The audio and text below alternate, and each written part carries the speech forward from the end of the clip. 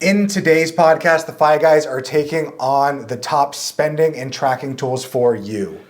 Do you ever feel like you have no idea where your money's going after it hits your bank account? Oh, dude, it feels like you're catching water with like your hands rather than a bucket or something. I know, right? And I can tell you that I've been there before too. And in today's, we're here to help you take control of your money. So, welcome to another episode of the Fi Guys. I'm Chris and here with Dominic. Today we'll be delving into the world of financial optimization, specifically focused on spending and tracking tools. Yeah, I'm excited. I'm really excited. But yeah, that's right, Chris. It's not about penny pinching. Mm-hmm. No one likes penny pinching. No one likes that. It's about making informed choices and gaining control over your financial destiny. Absolutely. Yeah. And also, stay tuned to the end as we have some advice for the 3 million users impacted, myself included, for Intuit's recent announcement and the discontinuation of our formerly favorite Mint Mobile. Well, not Mint Mobile. That's a cell phone. That's something different. That's something different. Mint, which is a financial tracking tool, my favorite. I love it. I used it for a very, very long time. As of March 23rd, it's going away. Yep. Yeah, it was going to go away in January, but they pushed it back. Yeah, thanks to the finance gods, they gave us 3 extra months. Yes. So March 23rd, it's going away. Yep. Yeah. Too bad. Yeah. So today I say we get into just some different ways for our listener here to both spend for their cash flow needs and to make sure that what they're doing, the way they're spending their money is done optimally and in line with what their specific goals are. And if you guys might hear, I'm a little bit sick, so I might cough sometimes today. Mm-hmm. Dominic, are you getting over a cold too? I'm also getting over a cold. We're sick of you guys not taking action on your financial destiny, basically. So, download these financial tools, use them, budget accordingly, and we'll repair ourselves as we do. Yeah, hopefully by next week we'll be feeling a little bit better. But it really is no secret that the Fi Guys are on this journey to optimize our finances and your finances here along with you. Yeah. So I think the most important thing is that we are saving money while still enjoying the things that matter most in life, right? Yes, dude, yes. And we're diving into financial optimization today. Mm-hmm. And I love that, spending, cash flow, all that fun stuff. Yeah, all the good stuff. And by the end of today's podcast, my hope is that our listeners will be able to kind of leave with 5 key points. And what's number 1, Dom? Number one, the importance of budgeting and tracking. Yep, and then we're going to go over the best software tools to simplify the process for you. Yep, proven tactics also to set up your financial, your financial system. Mm-hmm. And then some tips and tricks to deal with some very likely challenges you're going to face. And this one's important. We have 2 questions you need to ask yourself. Stay tuned for those 2 questions. Stay tuned. Don't just be skipping to the end. Stay tuned. Because there's a lot of good information we're talking about today. Oh, yeah, for sure. A lot of good information. With that being said, let's move on to segment 1. Segment 1. Why tracking your spending matters. Yep. So let's kick things off by exploring why tracking your expenses actually matter. Yes. Most people believe that monitoring their account balances, or most people, they're not actually monitoring their account balances. No. Yep. No. And that's crazy. And I know some people, you might be in that boat, and it's scary. It's very scary. Yeah. It's very scary. But that's where spending tracking comes in. Mm-hmm. It allows you to deliberate your decisions and understand your financial picture. Because if you don't know what you're looking at, if you don't know what's going on, you can't make decisions from an unknown place. Yeah, without having that map, right? We have no idea where we are. So if I gave you a map and I didn't tell you where you are on that map, you're not going to have any idea of where you need to go. Exactly. Left or right, they're both wrong. Yeah, they're both going to be wrong. So, but once we actually start to track our spending, then we're able to see this is where my money is going, and now I can actually make deliberate choices as to how I want to spend them moving forward. Bingo. So before we move into more about why we should spend our tracking, I think we should talk about the difference between spend tracking and budgeting. Yes, because they're very different. Mm-hmm. One's tracking, one's planning. Yeah, so it's kind of like a reactionary versus precautionary. Yeah, I like that. That's a really good way of putting it. Yeah, so budgeting really involves establishing specific spending targets and ensuring that those spending targets are aligned, or our spending is aligned with those targets. Mm-hmm. But I just want a quick little point. One thing I love that you do and you talk about when talking about budgeting and spending, because you just briefly touched on it, not just aligned with your goals, but aligned with who you are. Mm-hmm. Like you were telling me before the podcast, I have the last 6 years of every penny I've ever, spent, and some of it was the money here on this month was not aligned with who I am. You know, I spent money on things that I didn't really, it just didn't bring me joy. Yep. And I think that's the beauty of budgeting, is where you can truly take the stress away from money and allocate funds towards things that actually matter in your life. You know, whether that's traveling, whether that's spending more time at home, or, you know, or buying clothes to impress people. You know, it could be whatever. Yeah, whatever your game is. Whatever you your do game what is. you wanna do. 100%. Yeah, but the big thing when you say, like, when you're budgeting, it's saying, like, I'm going to put this money to here. And I'm not the biggest fan of budgeting. I mean, I still have a budget in terms of, like, I don't want to go over this, but, you know, life is lumpy, right? And there's never a time where I'm going to say, I'm only going to spend $200 in groceries this month. If I go over 300, if I go to 300, then some people are going to be like, well, this isn't even worth it, and they give up. Yeah. So that's why I kind of fall more towards the spending or the spend tracking. So it's more of a passive or reactive approach where we're actually focused on tracking what we're doing and then making decisions later and adjusting accordingly based off of the money that we spent. So we're looking back at our spending and being like, I liked where I spent my money here. I didn't like it here. Moving forward, I know that information. Just like looking at the roadmap, you say, oh, I want to avoid these areas. Yes. Getting 1% better, 1% more efficient every time. And I love that. Yeah. So Britt and I, we really focus on the spending tracking, but we do make a budget, and there's a few reasons that we do that. But for us, you know, budgeting and having a monthly and an annual goal for how much we want to spend is a really good way for us to do it. But we're actually tracking our spending every month to give us a gauge to see where are we going on that path. You know, because if we're doing it every month and we're tracking our spending, then we know that are we on the good path to reach our goal, or are we going to far exceed our goal by spending substantially more? Yeah. Which unfortunately does happen sometimes. Sometimes. I mean, you know, Black Friday, you know, Cyber Monday. It comes out of nowhere. You never see It comes out of nowhere. Yeah. Or it could come in the form of a truck with a blue logo on it. And it happens to say Amazon, but you know, we all know those people. Some of us are those people that love to get stuff from Amazon, myself included. And yeah, I'm working on it, guys. I'm working on it. There's so many good stuff on Amazon. Oh yeah, there's a lot. It's trouble. It's trouble. Segment 2? Segment 2. Yeah, let's do it. Spending and tracking tools. Let's go over the overview, discussing a variety of tools available for spending and tracking. God, that sounded like an ad. It did sound like It did sound like an ad. You guys want to sponsor us, feel free. You have our email. Anyway. Yeah, so I actually went through a bunch of different spending and tracking apps so that you don't have to actually do it, listener. You can just listen to what we have to say. So the things I went through were Copilot, Monarch Money, Mint, Rocket Money, Tiller HQ, YNAB, which is you need a budget app, Simplify, and then the OG, Excel, and Google Docs. And don't worry if that's too many. I know that's a lot of options. We're going to break down each one of them, pros and cons a little bit. Yep. RIP to Mint. RIP to Mint. Would not probably sign up for Mint as of right now because it's going away. Yeah, no reason. I mean, I don't think you signing up is going to bring it back, unfortunately. But it's not really going away. They're going to be changing it over to Credit Karma, but Credit Karma has none of what Mint is like known for. So it's pretty much going away. It's pretty much going away. But maybe in March when it does like transfer over, we could really see how it's going to be. We might do another episode on it. Maybe. The comeback of Mint. Yeah, and it'll come back as Credit Karma. We'll see. Are they changing the name too? Yeah, it's going to be Credit Karma.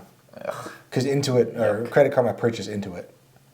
Intuit is the owner of Mint. Whack! That's dumb. It is.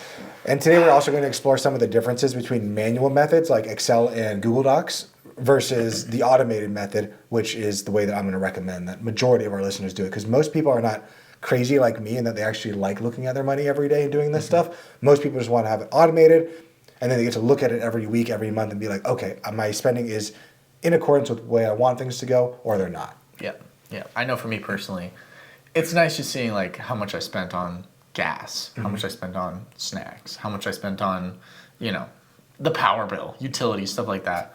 So much more convenient. Yeah, and then for you, like, you know, you're gonna have to spend money on gas, you're gonna have to spend money on utility bills, but say snacks, you can look back at that and be like, I spent way more money on snacks than I wanted to, and was that in accordance with what I want from my life? Is it in accordance with the way that I want my money to flow? Is it in accordance with the way I want my fitness to flow? Is it in accordance of the way that I want my health to flow? Yeah. And you can look at those snacks and be like, no on all accounts. No on all accounts, bro. He's shooting down my Reese's peanut butter cups. He's shooting down all the good stuff. Dang.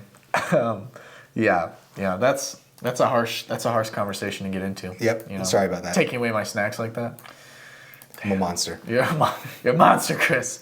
Yeah. So Let's talk about how these tools actually work, though. yes. So all of these tools, the automated tools at least, they work by detailing and using data aggregation on automatic tracking.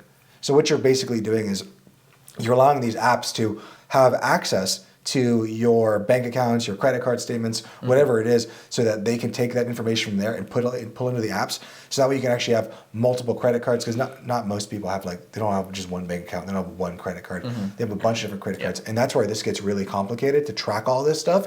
Because now we're having to log into Chase and Capital One and American Express and Bank of America and all these different places. When you have one account aggregator, it's able to take it all into one place. You can open up one app and see, like, oh, there all of it is. It's so nice. Yeah. You know what I like about some of these investment apps, and I think Mint did it as well, was not only did it work on, like, you track your credit card, track your bank account, your savings, all that stuff. I could also input my Roth account, my Webull, my different investment accounts too. So it would give me like a full net worth picture. So it'd be like, here's your investments, and then here's your credit cards, here's your liabilities, here's your savings, and I just love that. Yeah, I know Betterment used to do that, and I think they got purchased out by Empower or something like that. Yeah, something like that. I haven't used those in a while.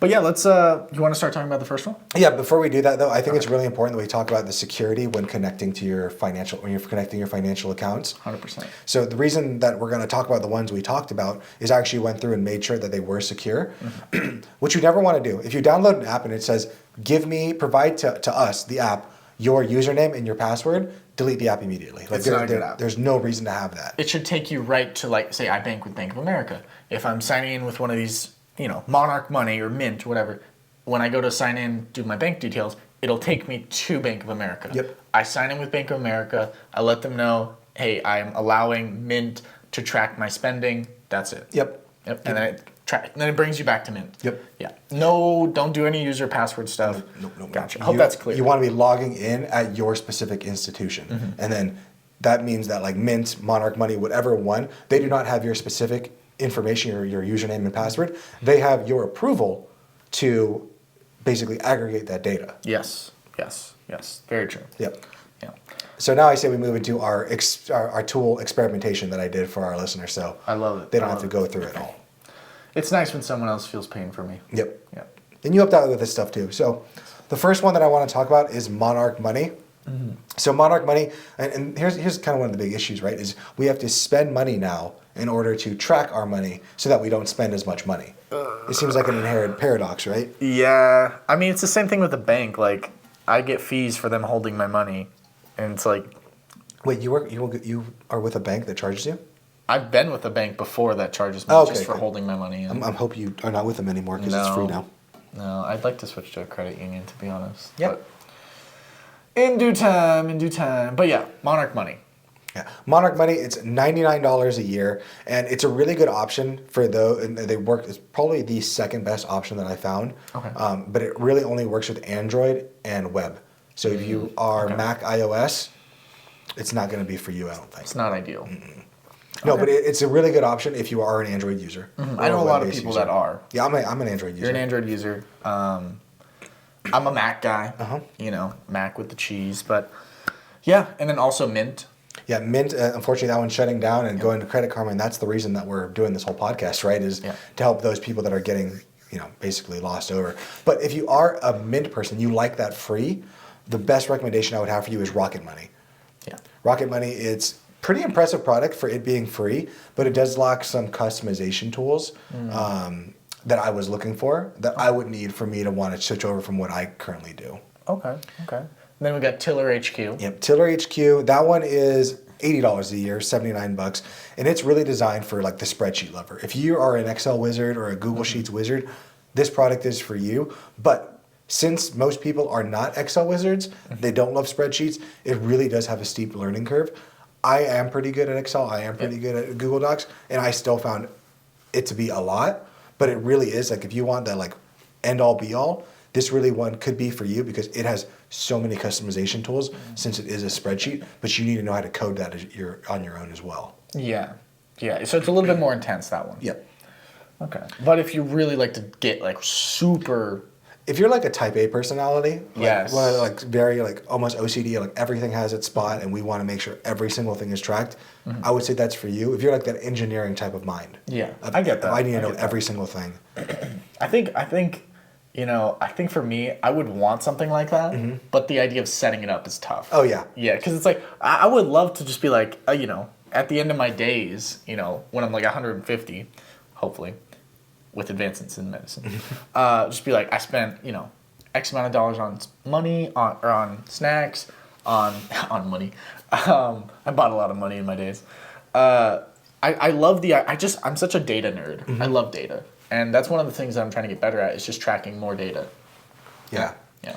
But the issue that I see when someone has like the spreadsheet ones is that it becomes so complex that they don't even get started. Yeah. You need an easy barrier to entry for you to get started. Yeah, you want to be simple. Yes. Which actually might lead into the next one, which is Simplify, which is another tracking software, which was actually recognized as Wirecutter's top pick for personal finance and tracking. Top pick. Interesting. Not the Five Guys top pick, but it's Wirecutter's top pick. To be totally honest, I couldn't figure it out. Really? It was way too complicated. That's so disappointing. Yep. So I don't know what Wirecutter was thinking when they was like, this is the best one. It was so difficult. I even went on like YouTube and I was watching other people try to like teach me, and even they seemed confused. Damn. So when they're making YouTube tutorials on something, that's and even they're like, complex. and even they're like, I think you go here. And they're like, oh, that's not ideal. But there's another one on the list. yeah, YNAB. And I've talked about this one before. It's the You Need a Budget. YNAB. Yep, YNAB. That one is $99 a year. And I think it could be really good for some people. But the reason I don't like YNAB is because it works off of a zero balance budgeting approach, which I don't think is really for everyone. What that means is that instead of just tracking what's happening, you're actually assigning every single dollar to a specific purpose before it even comes in. So the kind of person I think that the YNAB would be useful for is someone who's like still in credit card debt, still really struggling to get their head out of water. They are on the path to financial independence, but they're still in the more beginning stages where they're still trying to get a hold of how much money is coming in, how much money is going out, and how are we even going to get out of this debt that we're stuck in. 100%. 100%. One thing I thought was really interesting, because is that the end of the list? No, do we have one We more? have my favorite one, but do you have anything to say on that? No, I was going to say, up until this point, our favorite one is the free one. Up until this point, yeah. Until this point. Rocket Money has been the best one. Rocket Money is the best one. Yeah. But now it's time to talk about my real favorite one that I have found. If you want to be someone that automates it, and that is Copilot. Yes. Copilot is $95 a year. It has the speed. It has user-friendly design. It's really versatile. It's functional. It has automatic categorizations. And if the categorizations are not correct for you, you can actually go in there and change those. So honestly, it's been the best one. And it also has some ways that it's able to integrate with Amazon, Venmo, and has variable budgeting. I know it's a bunch of different things, but from what I could find, it was the best one. It gives you the most customizations. Okay, and that's Copilot. Copilot. C-O Pilot. Copilot. Okay. Like maybe we'll get sponsored by them one day. Maybe. I did reach out. You did? I did. They didn't respond. Damn. Soon. Maybe soon. Maybe soon. When did you send the email? Yesterday. I don't know. Well. Yeah, I mean, I don't expect it to be that quick, but like, anyway. we'll see. But for me, like, I still track my stuff with Excel. Like, I still do it with Google Sheets. And I showed you, I have basically 6 years of every single dollar I've ever spent. I know it works for me, but I know for most of our listeners and for other people I talk to, when I tell them like, oh, I track all my stuff manually, they're like, that's crazy. Yeah. Why would you do that? Yeah. But for me, it's been a habit that's been built up over 6 years now, and it gives me the ability to, like I've talked about before, every time I spend money, it kind of stops me from wanting to spend money because I know I have to go back to the app. And you got to feel the pain. And I have to like feel the pain of putting it in there. But more importantly, it gives me and my wife a time every week or 2 weeks that we get to sit down and discuss our budget and make sure that the path that we're on, the trajectory we're sending, is a path that we want to be, so we can autocorrect if it's not. Okay. That's smart. Yep. That's smart. That's good. I was thinking, like, if Copilot did sponsor us, we should do like a whole episode on, like, a tutorial episode on Copilot. We can do that. That'd be sick. Reach out. Copilot. We're listening. Bye, guys. Anyway, I think one of the beautiful things about, like, what you were doing and, like, how it is a flex, in a way, how you've tracked your finances for the last 6 years. You know every penny. If I downloaded, say, a Copilot, say, I have Mint, or if I got Rocket Money or one of the ones on our list, I too could say, yeah, I track all my money as well. Mm-hmm. And I love that. And that's just a beautiful thing. Yeah. It's important to know where you stand and know where you are. Oh, and one other thing that I really like about Copilot, while you were talking, I forgot about this. They actually have a system that's going to be able to pair with Mint, and they're going to take all the Mint stuff and then bring it into Copilot. Bro, you're speaking my language. I don't know how it's going to work because obviously it hasn't happened yet. Yeah. But that's what they said. So Nice. They're gobbling up some of the market share. I like that. That's awesome.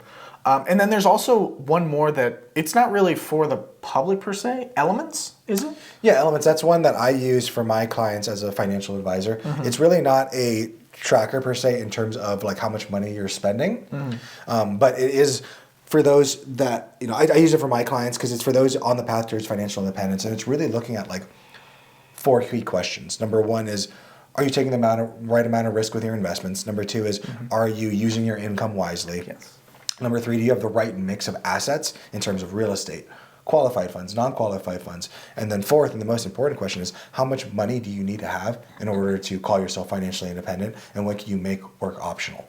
So Elements, the app that only Mons on Wealth clients get access to, it's not going to track every single credit card payment you do, but it does track your overall net worth. It's able to track your real estate holdings, your investment holdings, your taxes, even how much money you're spending each month. It's called your burn rate. And it gives you something called your total term, which allows you to say at the end of the day, if everything was to go away and I lost my job, I lost everything, how long do I have to be able to survive? Interesting. So it's a very cool app. That sounds really cool. I love that total term. I love that. It's like, I got 20 years before I run out of money. I like that. So if they want to use that specific software, that's kind of like for your clients at Mons on Wealth. So if you guys want to reach out to Chris, be one of his clients, reach out to Chris. Yeah, Mons on Wealth. Maybe at some point what we'll do is we'll do like a free giveaway. I like that. I can give it to a couple of our Five Guys listeners. Yeah, heck yeah. Yeah, right now I'm not willing to do that, but it's because it does cost me money to have this. Gotcha. But yeah, it's a really good app, and my clients have really like it because you can actually go in there and like kind of play and say, well, what if I was to lower my budget or like lower how much I spend by like $1,000 a month? That $1,000 might take a little bit of a hurt, but it takes off 6 years of how much time until I am called myself financially independent or I'm financially free. Yeah. So weighing the pains basically of 9 to 5 or a job versus like, $1,000 hit. Because I think at the end of the day, you're always spending on something, right? You can either be spending on items and things that you want to have right now, or you can spend your money on purchasing your freedom. Yes. That takes a little bit longer. It's a bigger purchase, but it's probably the best purchase you can ever make. Yeah, you're not wrong. You're not wrong. So getting on to segment 3, and also before we get to segment 3, if you guys want to reach out to Mons on Wealth, aka Chris, reach out. It's in the comment section, or it's in the description. I think so. Both, probably. But yes, getting on to segment 3. Setting categories. Yeah. So one of the big things that is difficult if you're going to be kind of moving down this path is that it's really important that we're always tracking correctly, right? So regardless of what tools you want to use, like categorizing the spending is going to be vital. So we suggest always starting simple and then adjusting as needed. So what's simple for me and the way I started was essential versus non-essential. Smart. What things do I need to spend money on? Yes. The rent, the utilities, healthcare, dogs, food, versus things I don't need to spend money on. Going out to movies, going out to eat with my wife, buying like random clothes or knickknacks or stuff like that. I don't need that to survive. So by me being able to track that for years and see like this is my essential versus non-essential, I'm able to see what level do I want to live my life, how much money do I want to save. I like that.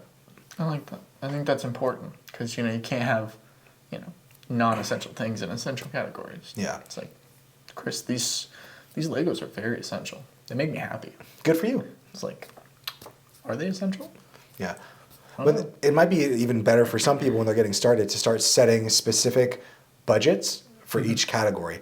And then maybe we should go over like the different categories I use in my tracking tool. That might be helpful for some other people. I think that really would be. So again, I break it down into essential versus non-essential. So the way that I look at it is like my essentials has my home, my utilities, that's all essential stuff. And then I break it down even further. So under essential, I have all of my groceries. That means like going to Albertsons or Sprouts or Fry's or whatever. Yeah. Target, Costco, and then I call it essential other. So I do realize that sometimes when I go to Target, it's not going to all be groceries. Some of it might be stuff that my wife buys for her.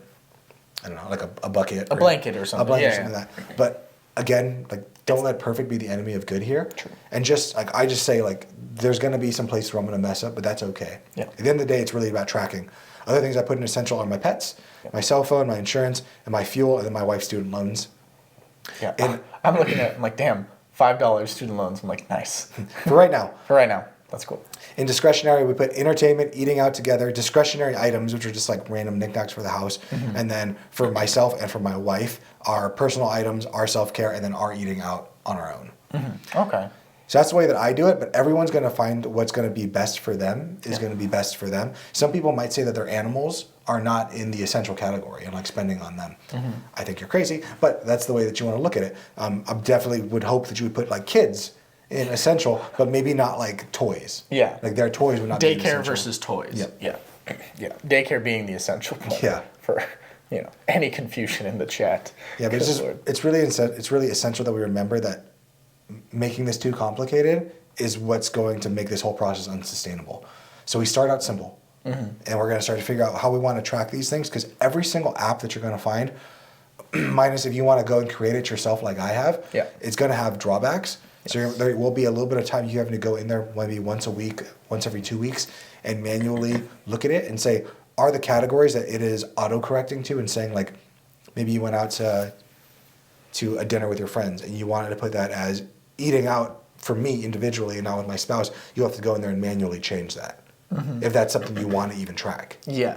I think the one thing also that's kind of important is it's not really, it is and it isn't at the same time set and forget. Mm-hmm. It's important to set it up, but it's also important to continue to check back on it, look at it, make sure there weren't any charges to your account that weren't supposed to be charged, make sure there was no fraud on your account, make sure, like we said, you got to check the budget. I know you do it once a week. Yep. How often should people, like the average, because I know you work in finance, you're obsessed with the numbers, how often should like the normal, like regular Joe check their finances?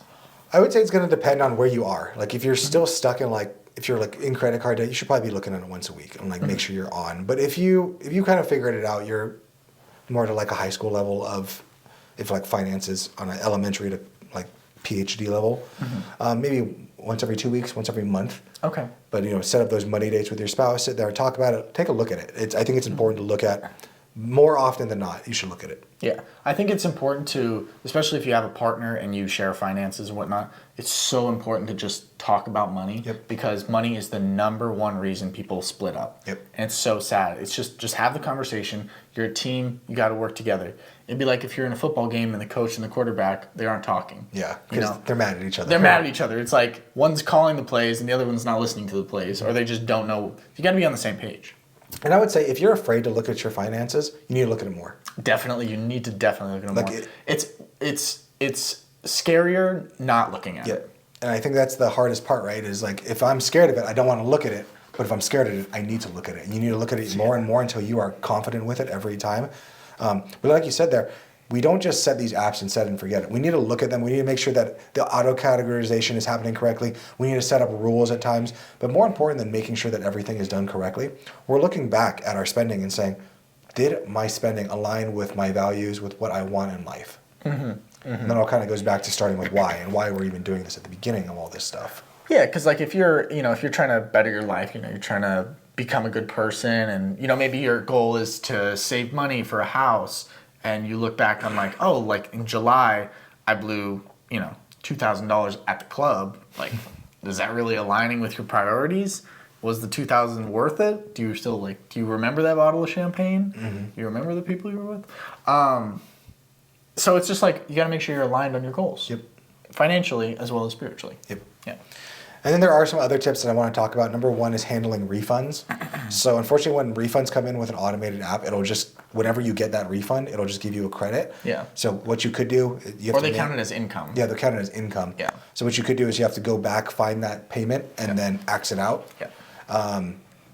ATMs and spending cash. So for me, the way that I budget, if I spend cash, if you have the one, obviously it's not going to know that you spend cash because It's an automated app and it's looking at your bank account, has no Yeah. idea. But what I have to do is when I spend cash, I actually don't track that. Because the only way that I ever get cash is people giving me gifts of cash or like gift cards or stuff like that. I never have like straight cash, or I do have cash as my emergency fund. Yeah. If I spend that, then I'm going to track it. Yeah. But like anytime I have money, it's someone giving me money for doing something that I wasn't like. It's a gift. It's funny that you say that because I know we talked about this a few podcasts back. The whole like girl math thing, where it's like, oh, It's cash. I have cash, so it doesn't matter. Yeah. It doesn't count. It's not in my bank account, so it doesn't count. Low key, I feel the same way. Yeah. I feel the same way. Like, Yeah. I got a little money in my wallet. I'm like, I'm not gonna just blow it, but I know it's like, it's not gonna affect the bottom line. I guess what I do, if I take money out of the ATM, then I would track that as a cash out. Because sense. any money that's in my bank account is earned income, meaning that I actually worked for it or my wife worked for it to bring it to the account. Yes. But money that is in cash at that point, after that, doesn't really matter what happens to it because most of the time, again, most of the money I have is from people giving me gifts or things like that I don't feel like I really earn. It's more like, here's money. So I don't track that kind of stuff. Yeah, and also Venmo stuff.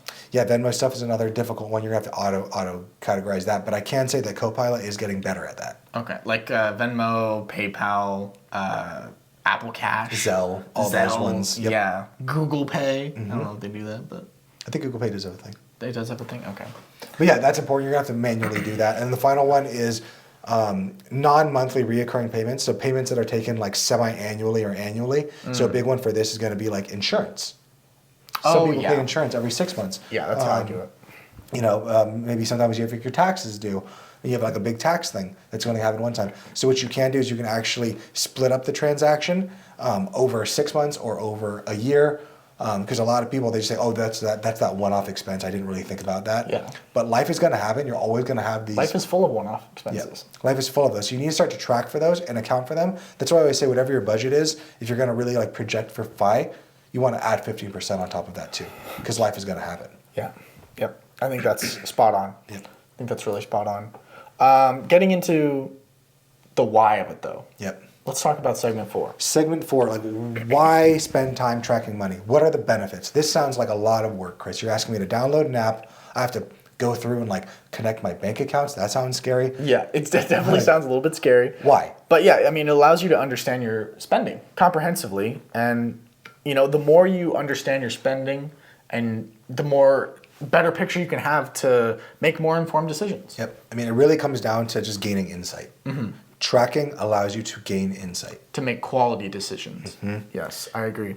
Yep. Did you have a story? I know there was something you wanted to talk about in this segment. I'll talk about that a little bit.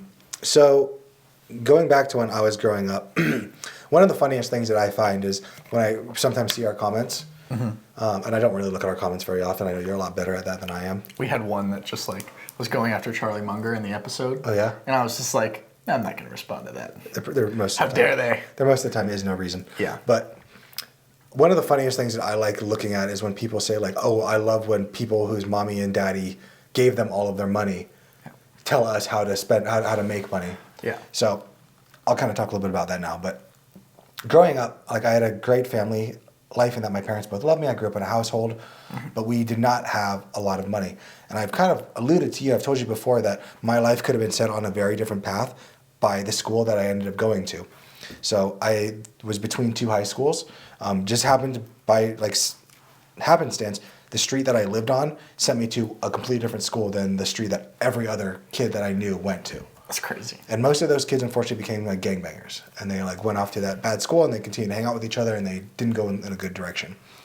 My school was like 4 miles in the other direction, and it was in a nicer area of there. So I kind of lost all of my friends and moved into this new high school with people who had more money. When I was younger, and you know everyone was kind of poor together, there was no comparison because everyone's poor. Like Yeah. You don't feel as bad. No. No. But moving to this new high school where more people had more money and I felt the odd man out, it was very difficult for me to kind of struggle with that.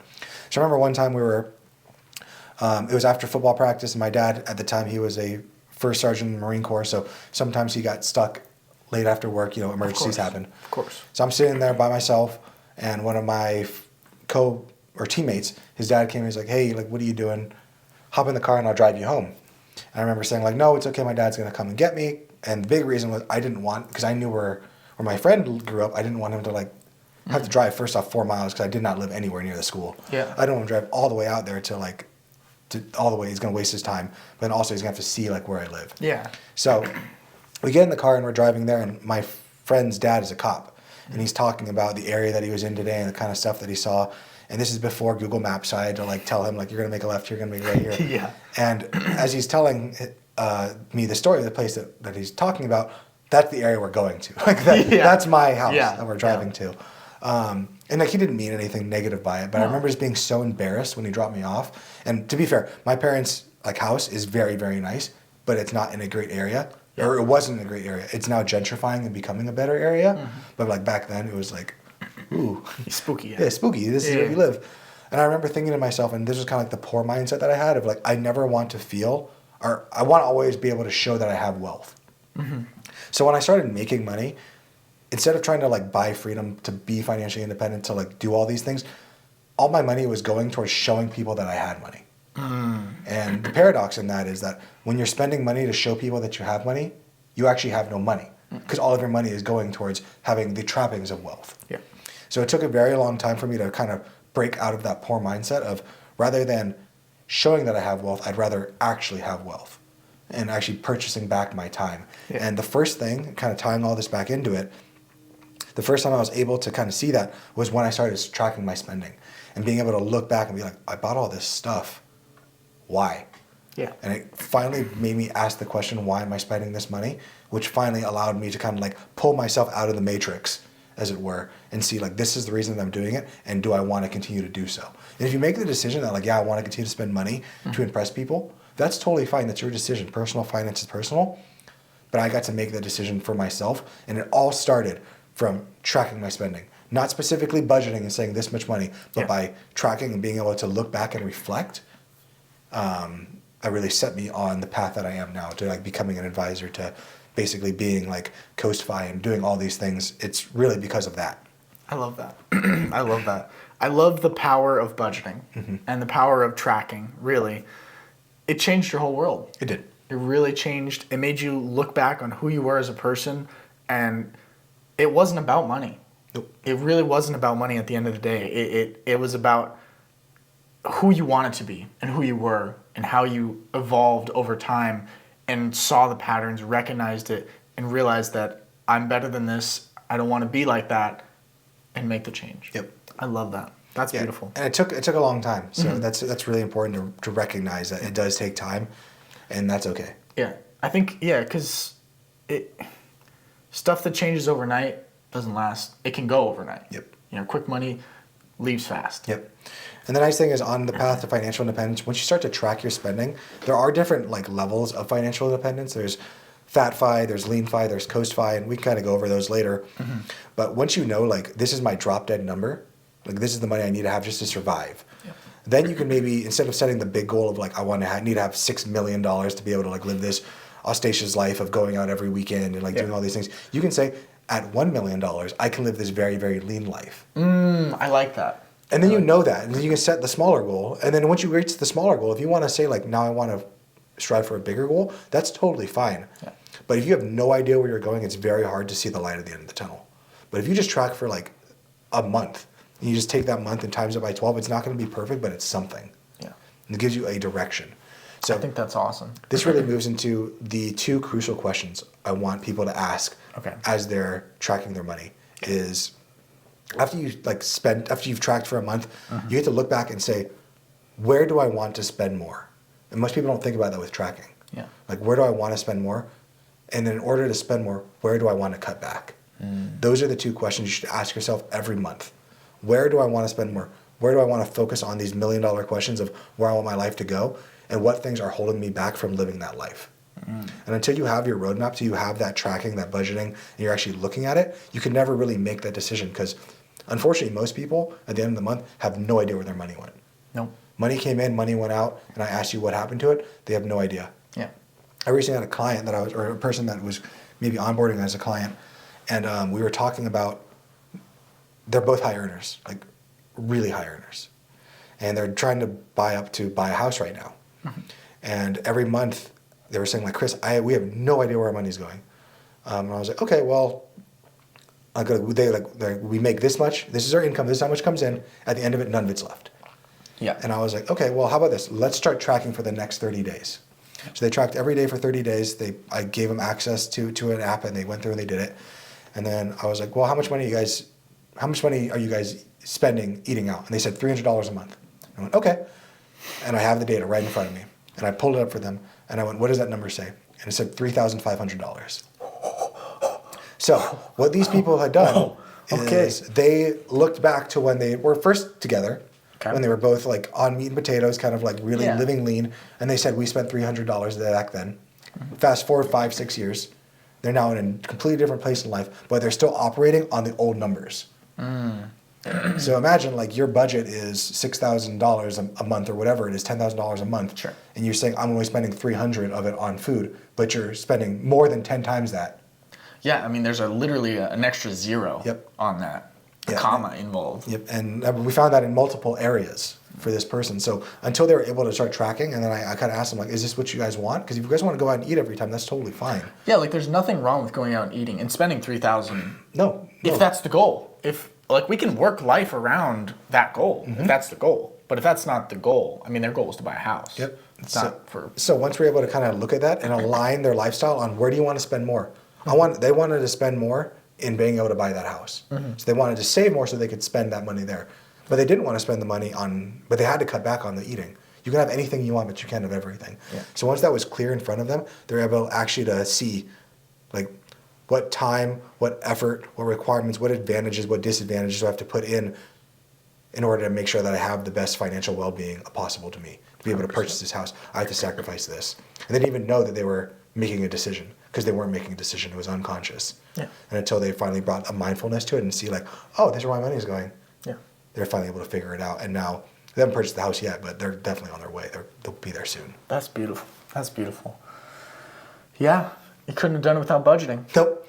Without tracking. Tracking, yeah. Yeah, remember, there still is a difference between budgeting and tracking. Yeah. And like, I know that budget has such a negative connotation with people, and they're like, oh, I don't want to budget. You're trying to put shackles on me. And I get that. I get it, yeah. I definitely get it. But I think that when you budget and you actually say, like, this is what I think it could be like that if it's basically like Dave Ramsey has like an envelope system where you give yourself $100 to eat out this month. And if you say you use that in the first week, well, guess what? Now you have nothing for the rest of the month. Yeah. I don't really like that approach because life's going to happen. Yeah. What if my family comes in town or something like that? I'm not going to be like, sorry, mom and dad, you can't go out and eat. Sorry. Yeah, see you on the first. I already spent my $100. Yeah. So that's okay to change those things and like kind of. I think that's where people get scared of budgets. It's because they think it's going to hold them back. All or nothing. Yeah, but it's not like that. You can change things. Yeah. That's why I try to focus more on the tracking and having like a plan up front where your money's coming in, it's already going to your investments, it's going to your savings, it's going all these things, and then we're tracking the rest. Yes. Yeah, I find that that's one of the things that I struggle with for me personally, not just for finance, actually not at all in finance, but for some things in general where it's like, it has to be all or nothing. I have to wake up at this specific time and do this, then this, then this, then this, or the day is ruined. And it's like, no, the day is fluid. There's things that can happen great in your day, there's things that can happen bad in your day, but it's always moving. Yeah. You got to make exceptions for things. Yeah, I agree with that. I struggle with that a lot. Like I really, really struggle with that, especially like because I'm very strict on like my diet, the time I wake up, all these things, and yeah, I struggle with that. Like sometimes, like I wake up usually at 4 a.m. every day, between 4 and 4:30, and there are some times where like my body needs extra sleep, and I'll allow myself to sleep in those days, and then when I wake up, I feel like a failure. Yeah, 100%. And then I'm like the rest of the day is ruined, and I have to constantly fight myself and say like, no, it's not a failure. Like don't let perfect be the enemy of good. Yeah. You're okay. Like it's not even a mess up. Like your body needs more sleep. You sleep more. Yeah, I feel the same way. Like yesterday, I got woken up. My dad came to the house, and he like rang the doorbell, and I was like, "There's no way it's this time already. There's no way it's 9 a.m." Like I'm like, that's crazy because I had to stay up late working on stuff. And normally I prefer to go to the gym in the morning. So when he got there, it was like crap. Like I know once he gets here, the next 8 hours is gone. Yep. Because I'm doing stuff with him. So then by the time I got home, mom's there. And she's like, we're making cookies. And I'm like, oh my God. Yeah, my day's done. God damn it. I'm like, okay, so we got to make cookies now. And then it was just like, I have 6 hours left till midnight now. So I'm like, well, how can I? So what can I do to not make this day feel like a failure? So I went to the gym. It's like 6:30. I went to the gym, PM that is, and it was actually kind of nice. Cause I might switch up my routine and start going to the gym towards the night. Okay. It's a little more chill, but yeah, I mean life is fluid. You gotta make exceptions. I think the biggest thing, it's finding the balance that works for you. Yeah. And like, it doesn't need to be all or nothing. Like Buddha talked a lot about like the middle path, and like, you know, you kind of think about this in like eating, and like, we don't want to starve ourselves and never eat, but we also don't want to be a glutton and always eat. We want to find the middle path, and same with finances. We never want to get to the point where we're spending all of our money or more money than we would come in. But we also don't want to be at the point where we're spending none of our money and we're forgetting to live for right now. Yeah. That's something my wife has really helped me, because for a long time, like when I found the power of financial independence, and like I pursued it so strong. Yeah. And like gave up everything. Yeah. In order to have that. And then once I finally like reached a level that I felt comfortable with, I was like, oh, I'm here, and like nothing happened. You gotta step off the gas a little bit. Yeah, nothing happened. Like my life didn't change, and like I just felt sad. Yeah. And now it was about like, oh, like you have to both live life and save for the future. I mean, it's the middle path for you, and for you is different for everyone else. Exactly. You know, your financial goals, that's important to you. Yeah. I mean, you talk about it all the time, the money mindset. Money mindset is huge. We talk a lot about that on the channel. A lot of money is just psychology. Yep. Most of it might even be. Yeah, 80% of being successful with money has to do with your systems and your habits and your beliefs. 20%, maybe even 10%, is specific knowledge. Yeah. So this leads us to our action step of the week. Yes. Here at the Five Guys, we're all about action steps. So please commit to tracking for the next 30 days. I don't care what app you use. If you want to write it down with a pen and paper, if you want to open up a thing, if you want to download Rocket Money because it's free. Yeah. Just commit to tracking for the next 30 days, and I can almost guarantee you that after those 30 days, that's something you're going to want to continue to implement to your life. After those 30 days, look back. See, where did the money go, and are you happy with that? Ask yourself those two questions. Yeah. Where do I want to spend more money, and where do I want to cut back? Yeah. Because there's always areas, and this is fluid. It's never going to be an all or nothing, and you're never going to find the perfect place. Yeah. And I guarantee you're going to find some surprises at the end of that 30 days. Hopefully. I know I've done that, where it's like, I have this subscription still. What is this? I got to get rid of this, you know? Or I was overcharged, or it's like, oh, I have more money to spend on snacks. Yeah. More snacks. More snacks. So I say we sign off if you're okay with that. I'm cool with that. We hope today's podcast has given you a framework for a simpler, more effective tracking strategy.